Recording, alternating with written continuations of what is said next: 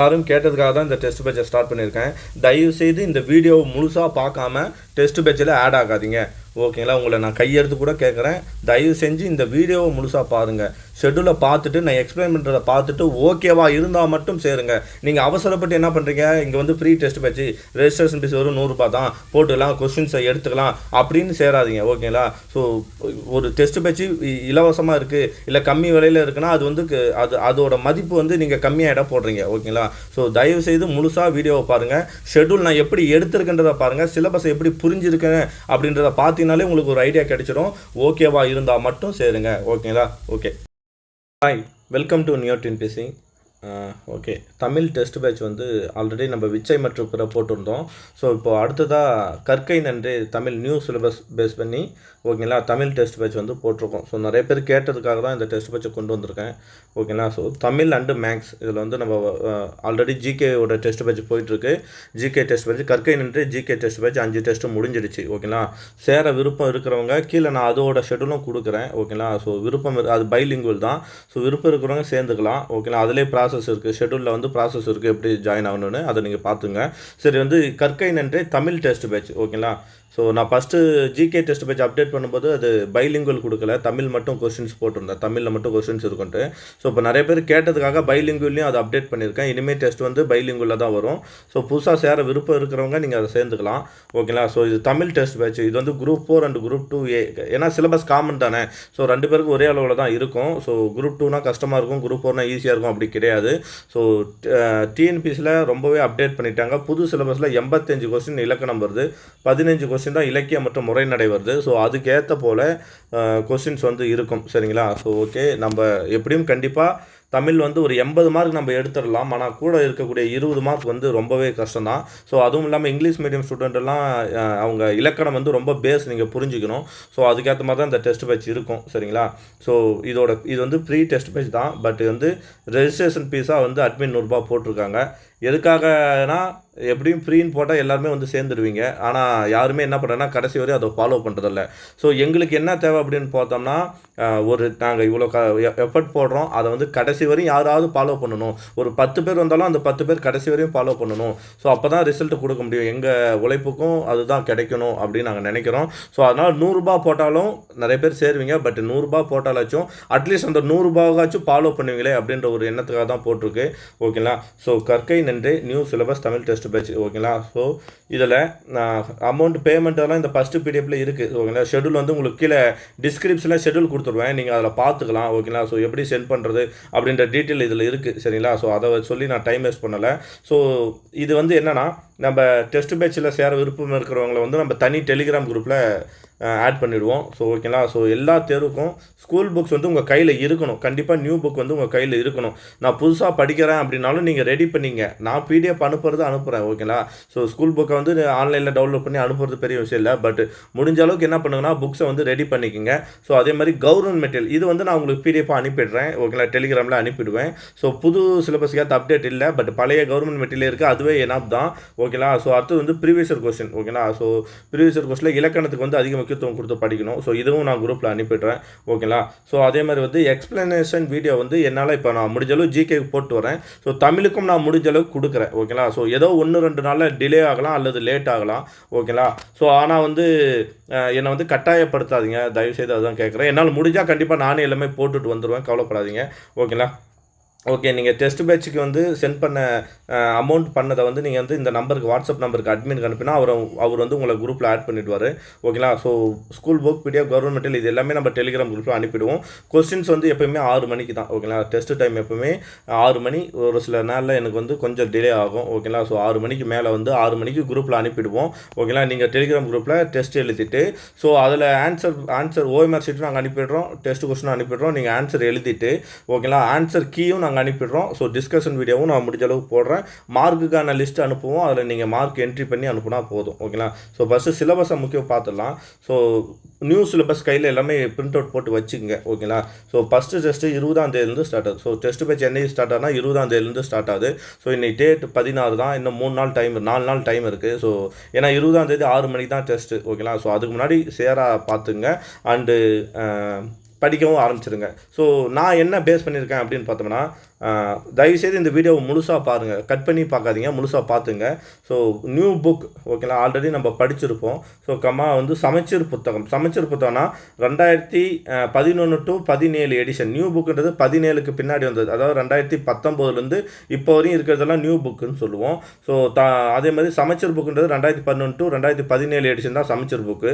இந்த சமச்சீர் book 6 to 10 வரையும் தான் இருக்கும். 11வது 12 நார்மல் ஓல்டு புக்கு தான் சொல்லுவோம். அதாவது 2005 to 2004 to 2010 எடிஷன், இது ஓல்டு எடிஷன் சொல்லலாம். இந்த ஓல்டு எடிஷனில் 6வது 10வது வரையும் இந்த புக்கு இருக்கும். 11வது 12வது என்ன இருக்குன்னா இப்போ இருக்கிற சமச்சீர் புக்லேயும் 11வது 12வது புக்கு சேம் தான் ஓகேங்களா. ஸோ நியூ புக் 6வது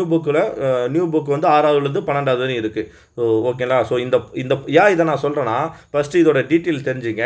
நிறைய புக்ஸ் மெட்டீரியல் உங்களுக்கு அப்டேட் பண்ணுறாங்க ஓகேங்களா. ஸோ நிறைய இன்ஸ்டியூட் பண்ணுறாங்க.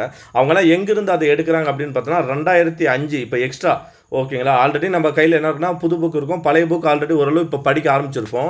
ஆனால் 2005 to 2004 to 2010 இருக்கிற எடிஷனில் நிறைய டேட்டாக்கள் இருக்குது சிலபஸ் வைஸாக. இதை மற்ற யாரும் சொல்ல மாட்டாங்க ஓகேங்களா. ஏன்னா சொன்னால் அதை நீங்கள் படிச்சிருவீங்க, அந்த இன்ஸ்டியூட்டுக்கு இது வராதுன்னு நினைக்கிறாங்கன்னு நான் நினைக்கிறேன். ஏன்னா அதில் இருக்கிறத கட் பண்ணி ஒரு புத்தகமாக ரெடி பண்ணி அது அமௌண்ட்டாக கொடுக்குறாங்க. இதுதான் உண்மையான விஷயம். ஸோ அதுக்கு நம்ம புக்காகவே ரெடி பண்ணிடலாம். இல்லை புக்ஸே யாராவது உங்களுக்கு சிலபஸ் வைஸாக மெட்டீரியல் போட்டு கொடுக்குறாங்க, இந்த பிரகாஷ் அகாடமி மாதிரி யாராவது உங்களுக்கு புக்ஸில் இருக்கிறதே கட் பண்ணி உங்களுக்கு மெட்டீரியலாக போட்டு தராங்க, புத்தகமாக தராங்கன்னா அந்த மாதிரி தான் நம்ம ரெஃபர் பண்ணலாம் ஓகேங்களா. ஸோ ஓகே, இங்கே பாருங்கள், சொல்லும் பொருளும் அறிதல், எதிர்ச்சொல் தருக. நம்ம சொற்பொருள் பார்த்தாலே எதிர்ச்சொல்ன்றது தனி கண்டென்ட் கிடையாது. ஸோ சொற்பொருள் காண்கனா அதுக்கு இன்னொரு வார்த்தை எதிர்ச்சொல் தான் ஓகேங்களா. இப்போ எடுத்துக்காட்டு நனந்தலை உலகம் அப்படின்னா அகன்ற உலகம் அப்படின்றது சொற்பொருள். அதுவே சிறிய உலகம்ன்றது எதிர்ச்சொல். ஸோ நீங்கள் ஒன்று படித்தா ஒன்று படிச்சிடலாம். ஸோ அதனால் இதை மெர்ஜ் பண்ணி தான் கொடுக்கணும். மற்றவங்க எப்படி கொடுக்குறாங்கன்னு எனக்கு தெரியாது, மற்ற டெஸ்ட் வச்சு இப்போ தெரியாது. ஆனால் நான் கொடுக்கும்போது ஒன்றுக்கு ஒன்று தொடர்பு இருக்கணும். ஸோ பிரித்தெழுதுக சேர்த்தது ஒரே கட்டன் தான் ஓகேங்களா. இப்போ ஏதாவது ஒன்று சொல்லலாம், செந்தாமரை அப்படின்னு கொடுனா செம்மை கூட்டல் தாமரை அப்படின்னு சொல்லலாம். ஸோ அதை செம்மை கூட்டல் தாமரையை சேர்த்தெழுதுகன்னு கேட்டால் செந்தாமரைன்னு எழுதுவோம். ஸோ பிரித்தெழுதுக சேர்த்தெழுதும் ஒரே கட்டன் தான். கூட இங்கே அப்டேட் பண்ண மறந்துட்டால் புணர்ச்சி விதிகளை தயவுசெய்து படிச்சுங்க ஓகேங்களா. ஸோ இதுக்கு என்ன பண்ணணும், 6th to 10th புதிய புத்தகம், 6th to 10th இருக்கிற புதிய புத்தகம் வேர் டு ஸ்டடி உங்களுக்கு நான் தனியாக கொடுத்துட்றேன் ஓகேங்களா. இது கூடவே நான் வேர் டு ஸ்டடியும் கீழே ஆட் பண்ணிடுறேன் ஓகேங்களா. நம்மளோட இந்த பிடிஎஃப்பும் இருக்குது, கூட வேர் டு ஸ்டடியும் எங்கே இருக்குது அப்படின்னு பார்த்தோம்னா எது எங்கெங்கே இருக்குது. ஸோ இலக்கணத்துக்கு அவ்வளோ துல்லியமாக போட முடியாது, பட் முடிஞ்ச அளவுக்கு கொடுக்குறோம். எக்ஸ்ட்ரா நீங்கள் என்ன பண்ணுங்கன்னா எல்லா புத்தகத்தோட மொழித்திறன் பயிற்சியும் தயவு செய்து பாருங்கள். சொற்பொருள் காண்க நான் 3ஆக பிரிச்சிருக்கேன், 3 டெஸ்ட்டாக வச்சுருக்கேன். சொற்பொருள் காண்க, எதிர்ச்சொல் காண்க, சேர்த்தெழுதுக, பிரித்தெழுதுக, பொருந்தா சொல்லை கண்டிருக்கேன். சொற்பொருள் போட்டாலே பொருந்தா சொல்லைக்கு பார்த்துடலாம். பொருந்தா சொல்லுன்றது இப்போ 4 ஆப்ஷன் இருக்கும். அந்த 4 ஆப்ஷன்லேருந்து ஒன்றை எடுக்கணும். இப்போ எக்ஸாம்பிள் இயல், இசை, நாடகம், இன்னொன்று கலை அப்படின்னு இருக்குன்னா இதில் பொருந்தாதது என்ன, இயல், இசை, நாடகன்றது முத்தமிழ், பொருந்தாது கலை. ஸோ ஆப்ஷன் டி ஆன்சர் அப்படின்னு சொல்கிறது தான் இந்த பொருந்தா சொல்லை கண்டிருக்கேன். ஸோ இது 3, இதை மட்டும் நான் 3 டெஸ்ட்டாக போடுறேன். எப்படி அப்படின்னு பார்த்தோம்னா, ஸோ இதுதான் நம்ம படிக்க வேண்டியது. சிலபஸை அனலைஸ் பண்ணதில் என்னோட புரிதல் அடிப்பில் நான் என்ன பண்ணியிருக்கேன்னா சிலபஸை 2ஆக பிரிச்சிருக்கேன். ஒன்று படிக்க வேண்டியது, இன்னொன்று புரிஞ்சிக்க வேண்டியது. ஸோ எதெல்லாம் படிக்கணும்னா சொற்பொருள், கலைச்சொல் அறிக்கை, சேர்த்தெழுதுக, பிரித்தெழுதுக ஓகேங்களா. ஸோ அதே மாதிரி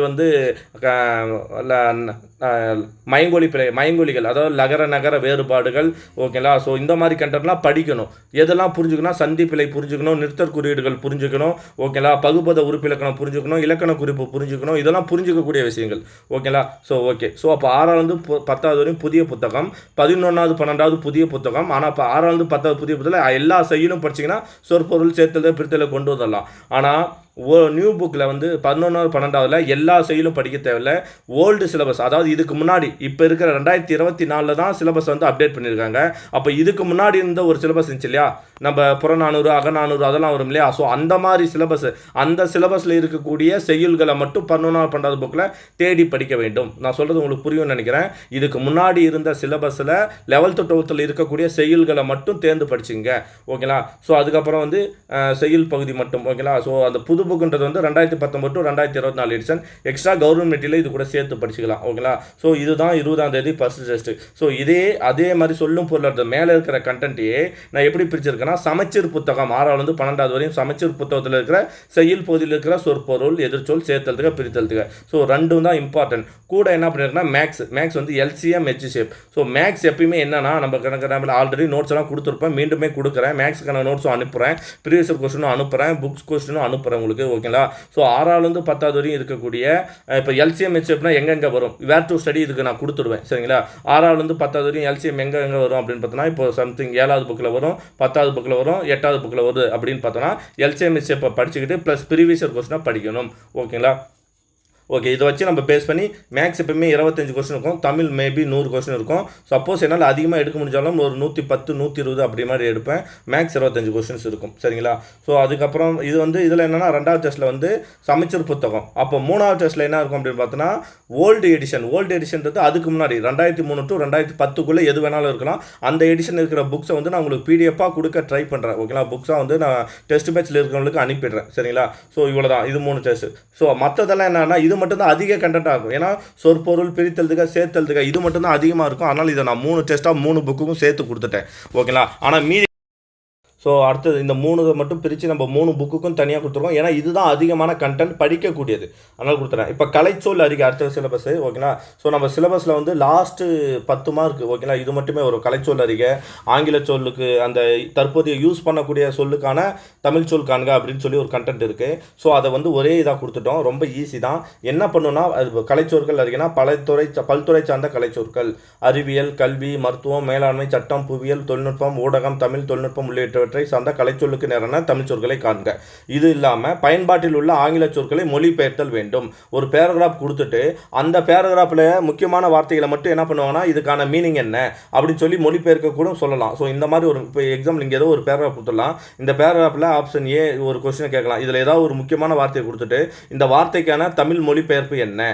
எக்ஸாம்பிள் இப்போ வந்து அது என்ன வேணாலும் இருக்கலாம், கஷ்டமாக கூட இருக்கலாம். ஆக்ரோனோமி அப்படின்ற வார்த்தையை கொடுத்துட்டு அதுக்கு வந்து ஆப்ஷன் ஏ வேளாண்மை, பி வந்து உளவியல், ஆன்சர் வந்து உளவியல் வரும். சரிங்களா? ஸோ அப்போ உளவியல்ன்ற ஆப்ஷனை கொடுக்குற மாதிரி இருக்கும். ஸோ இந்த மாதிரி கொடுக்கலாம். ஸோ ஓகேங்களா? 7வது. ஸோ இதெல்லாம் எங்கே இருக்குன்னா இது மோஸ்ட்லி நமக்கு எங்கே இருக்குது, கலைச்சொல் அறிக்கைன்றது 6ஆவதுலேருந்து 12வது வரையும் புதிய புத்தகத்தில் மொழி இது படித்தோம்னா போதும். புதிய புத்தகத்தில் கலைச்சொல் அறிக்கை அப்படின்னு சொல்லி இருக்கு இல்லையா நம்ம டிக்ஷனரி வேர்ட்ஸ்ன்ட்டு. ஸோ அதை பார்த்தீங்கன்னாலே போதும். அதே மாதிரி சிறப்பு தமிழ் 11th 12th சிறப்பு தமிழ்லேயும் நிறைய கொடுத்துருக்காங்க ஒரு லாஸ்ட் புக்கு பின்னாடி. ஓகேங்களா? லாஸ்ட்டாக எல்லா பாடங்களும் முடிஞ்ச பின்னாடி. ஸோ அப்போ கலைச்சொல் அறிகளுக்கு 6வது 12வது புக்கில் இருக்கக்கூடிய கலைச்சொல் அறிகவும் 11th 12th புது புக்கில் இருக்கிற சிறப்பு தமிழும் படித்தா போதும். ஓகேங்களா? எக்ஸ்ட்ரா நம்ம என்ன பண்ணணும், அந்த பயன்பாட்டில் உள்ள இதுக்கு வந்து மொழித்திறன் பயிற்சி புதிய புக்காக இருக்கட்டும், இல்லை ஓல்டு புக்காக இருக்கட்டும், அதுக்கு முன்னாடி ஓல்டு புக்காக இருக்கட்டும், அதில் ஏதாவது மொழித்திறன் பயிற்சியில் இந்த மாதிரி வேர்ட்ஸ் இருந்தால் நம்ம படிக்கலாம். எக்ஸாம்பிள் வந்து ஓல்டு புக்கில் வந்து என்ன இருக்கும், அந்த ரெப்பர் வேர் டு ஸ்டடி கொடுத்துருங்க இல்லையா? ஸோ இதில் நான் போடுறேன். ஓகேங்களா? ஸோ இப்போ பழைய பாடம் ஒன்று வந்து செய்தித்தாள் பற்றி ஒரு இது இருக்கும். அதில் நிறைய கொடுத்துருப்பாங்க. க்ரீன் ப்ரூஃப் அப்படின்னு பார்த்தோன்னா திருத்தப்படாத படி அந்த மாதிரிலாம் நிறைய கொடுத்தோம். Lay out. ஓகேங்களா? புல்லட் நியூஸ் அப்புறம் வந்து பிளாஸ் நியூஸ் அப்படிலாம் கொடுத்துருப்பாங்க இல்லையா? ஸோ அந்த மாதிரி வார்த்தைகள் கூட இது அந்த மாதிரி தான் கேட்பாங்க. ஓகேங்களா? ஸோ அப்போ அந்த மாதிரி பாடங்களை படிக்கணும். பரிதிமார் கலைஞர் வந்து சில இதை வந்து மொழிபெயர்த்திருப்பார்.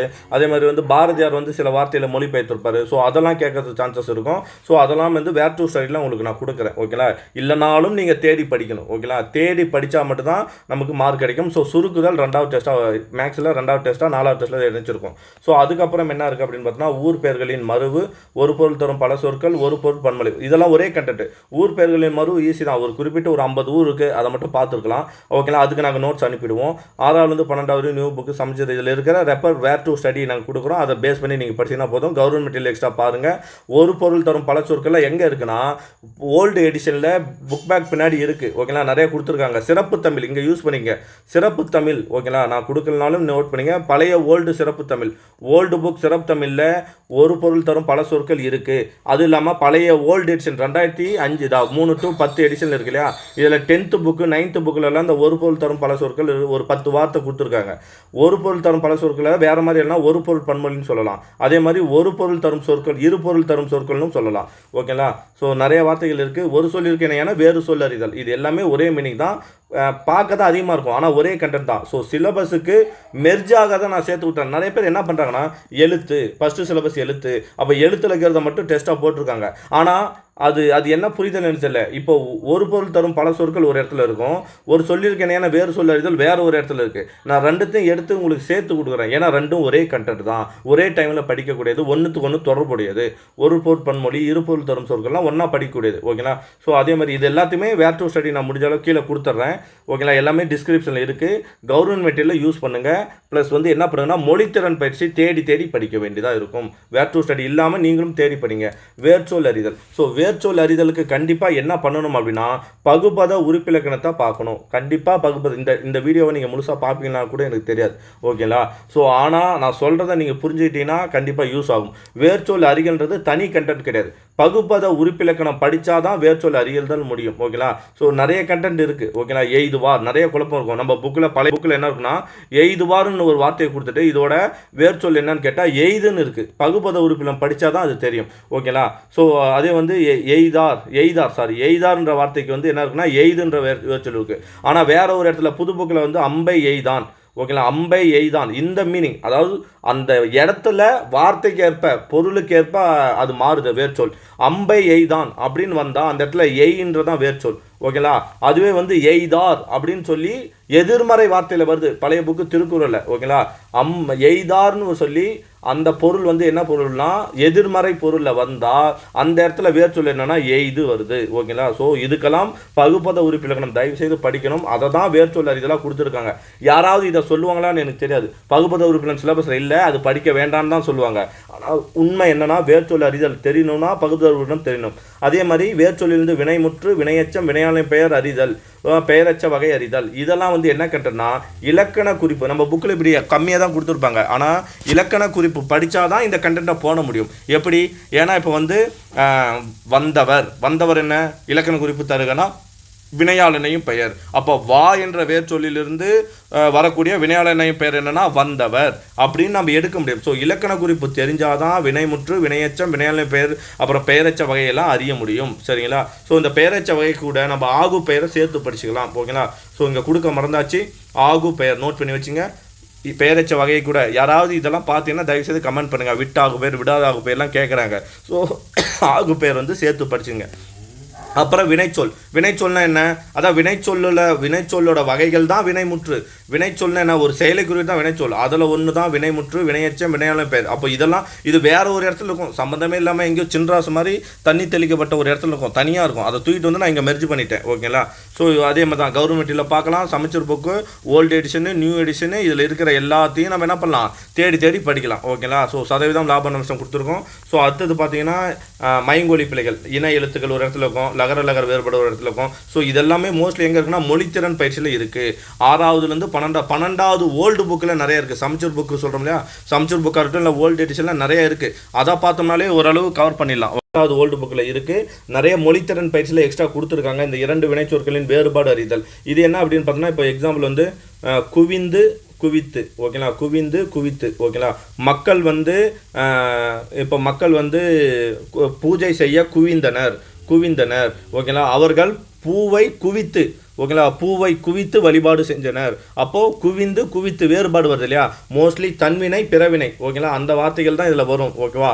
நாடினான், அப்புறம் வந்து நாட்டினான். ஓகேங்களா? தேடினான், தேட்டு வித்தான், அந்த மாதிரி வார்த்தைகள் தான் கொடுத்துருப்பாங்க. ஸோ அதுதான் வினைச்சொற்களின் வேறுபாடு அறிதல். இதோட தொடர்புடைய தான் குறில் நெடில் வேறுபாடு. அதே தான் குறில் வேறுபாடுனா இப்போ எப்படி சொல்லலாம்? அடல் ஆடல். ஓகேங்களா? அடலுக்கு ஒரு மீனிங் வரும், ஆடலுக்கு ஒரு குறில் ஆ பேசு வந்து ஆ. ஓகேங்களா? ஸோ இந்த மாதிரி வார்த்தைகள் தான் குறில் நெடில் வேறுபாடு. ஓகேங்களா? ஸோ வந்து இந்த மாதிரி ஏரி. ஓகேங்களா? ஸோ அப்போ இதுக்கு என்ன மீனிங் அப்படின்றதான் குறில் நெடில் வேறுபாடு. ஸோ அதுதான் மைங்கோலி வேறுபாடும். ஓகேங்களா? ஸோ அப்போ எல்லாமே மெர்ஜ் பண்ணி ஒரு இடத்துல கொடுத்துருக்கோம். ஓகேங்களா? சப்போஸ் உங்களுக்கு இந்த கண்டென்ட்டை பாருங்கள், நீங்கள் எனக்கு ஃப்ரீயாக இருக்குது இல்லை 100 ரூபாய் இருக்குது அப்படின்னு சொல்லி சேராதீங்க. இந்த ஷெடியூலை முழுசாக பாருங்கள், பார்த்துட்டு சேருங்க.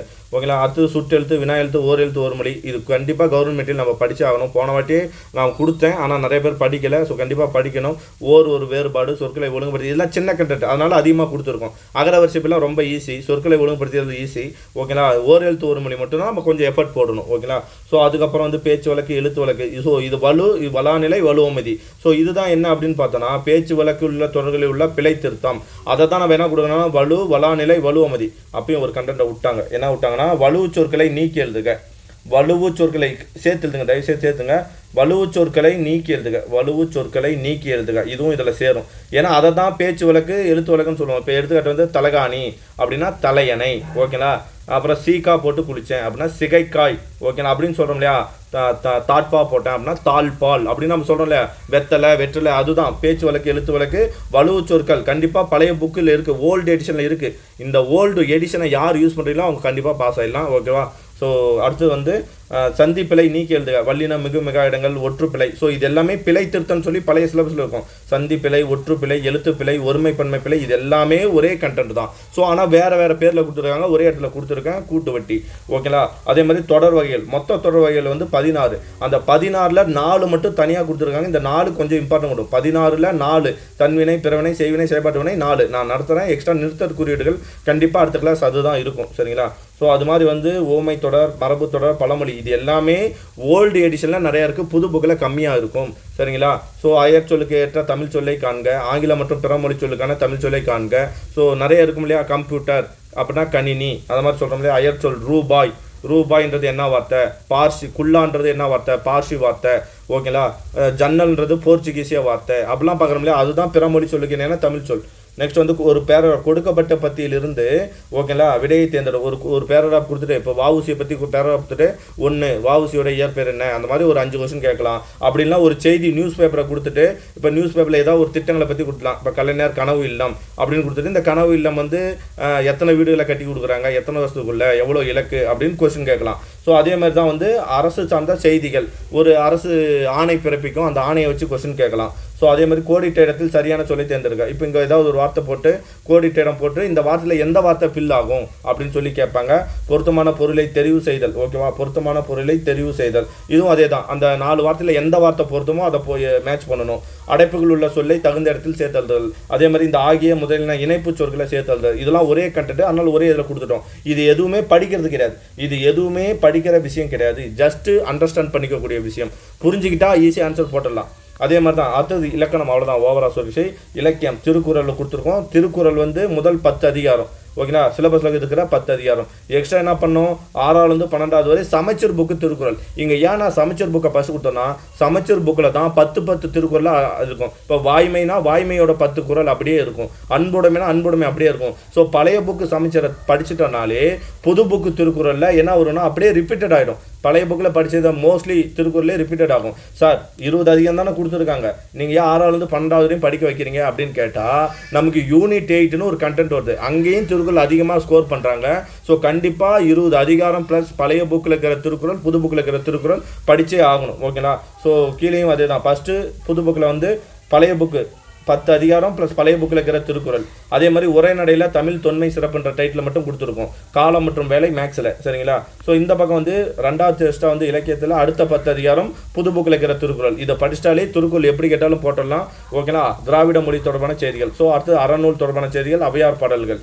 பிற்கால அவையார் தான் இங்கே மென்ஷன் பண்ணுறேன். ஏன் அப்படின்னா பிற்கால அவையார் தான் மூதுரை அறவழி தொடர்பானு சொல்லிட்டாங்க. அப்போ பிற்கால அவையார் தான் என்ன பண்ணாங்க? முற்கால அவையார், சங்ககால அவையார் எழுதுறது புறநானூறு, அகநானூறு, குறுந்தொகை, நற்றிணை இதெல்லாம் சேர்த்து 59 பாட்டு எழுதியிருப்பாங்க.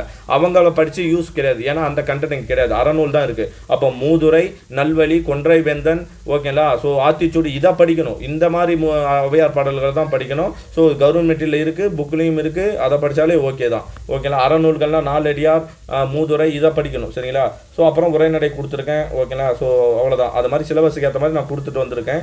சிலபஸை முதல்ல பாருங்கள், ஷெடியூலில் பாருங்கள். மொத்தம் எத்தனை டெஸ்ட்டு போதுன்னா 21 டெஸ்ட்டு. ஓகேங்களா? 20 டெஸ்ட்டில் 19 டெஸ்ட்டில் ஃபுல் ஆகிடும். 20வது டெஸ்ட் இலக்கணம் ஃபுல் தேர்வு, 21வது டெஸ்ட் வந்து தமிழ் இலக்கியம் மற்றும் உரைநடை முழு தேர்வு. ஓகேங்களா? 22வது தேர்வு வந்து ஓகே நான் சிலபஸ் வைஸும் வச்சுட்டேன், புக் வைஸாகவும் வச்சிடுறேன். சரிங்களா? புக் வைஸாக எப்படின்னா 6வது சமச்சீர் நியூ மற்றும் சமச்சீர் புத்தகம் மட்டும்தான், ஓல்டு எடிஷன் தேவையில்லை. புக் வைஸாக வைக்கும்போது 6வது நியூ புக்கும் சமச்சீர் புக்கு, அதில் இருக்கிற புக் பேக்கு, அதாவது பிரித்தெழுதுக சேர்த்தெழுதுக்கும் இல்லையா, அந்த மாதிரி கண்டென்ட்டு, மொழித்திறன் பயிற்சி. அதுக்கப்புறம் இலக்கணம். இலக்கணத்தில் வந்து சிலபஸில் இருக்கிற மாதிரி தான். இப்போ எழுத்து இருக்குன்னா எழுத்து சிலபஸில் இருக்குது, அப்போ எழுத்துன்றதை படிச்சுக்கலாம். யாப்பு சிலபஸில் இல்லை, அணி சிலபஸில் இல்லை, சும்மா மேலோட்டமாக பாருங்கள், ஆனால் டீப்பாக சிலபஸில் இருக்கிறத படிச்சுக்கலாம். அது மாதிரி 6வது புது புக்கு, பழைய புக்கு. அதே மாதிரி தான் 7வது, அடுத்தது 8வது, 9வது, 10வது வரையும் புக் வைஸாக படிக்க வச்சாச்சு. 11வது 12வது நம்ம இலக்கணம் படிக்கவே தேவையில்லை. 11வது 12வது நம்ம படிக்க வேண்டியது என்னன்னா மொழித்திறன் பயிற்சி மட்டும்தான். ஓகேங்களா? மொழித்திறன் பயிற்சியில் தான் இப்போ மேலே சொன்ன இதெல்லாம் கண்டென்ட் இருக்கும். எது அப்படின்னா மயங்கொலி பிழைகள், அதாவது லகர நகர வேறுபாடு, பிறமொழி சொற்களை நீக்கி எழுதுக. அடுத்தது வந்து வலுவு சொற்களை நீக்கி எழுதுக. சென்னைக்கு அருகையில் இருப்பது, அருகாமையில் இருப்பது கன்னியாகுமரி அன்று, அப்படிலாம் படிக்கல அந்த இது. So 11th to 12th new மற்றும் சமச்சீர் புத்தகம் கம்மியாக தான் இருக்கும், அது மட்டும் படிச்சினாலே போதும். இதுக்கு 3 நாள் டைம் இருக்குது. ஒவ்வொரு டெஸ்ட்டுக்கும் 3 நாள் டைம் இருக்குது, ஈஸியாக படிச்சிடலாம். 28வது டெஸ்ட் வந்து தமிழ் கணிதம் ஃபுல் டெஸ்ட்டு. ஓகேங்களா? 3 ஃபுல் டெஸ்ட் கொடுக்குறேன். இதுக்கு அப்புறம் ரிவிஷன் டெஸ்ட் வந்து தொடரும். ரிவிஷன் டெஸ்ட் வந்து என்ன பண்ணுவோம், கண்டினியூ ஆகிட்டே போகும். இதுக்கு முடிஞ்சு ஏன்னா 30ஆம் தேதி முடிச்சிடறோம், 11ஆம் தேதி 6வது மாதம் 11ஆம் தேதி முடியுது. எப்போனா நமக்கு வந்து ஜூலை 18 தான் எக்ஸாம் வருதுன்னு நினைக்கிறேன், ஜூலை 13 எப்போயோ வருது.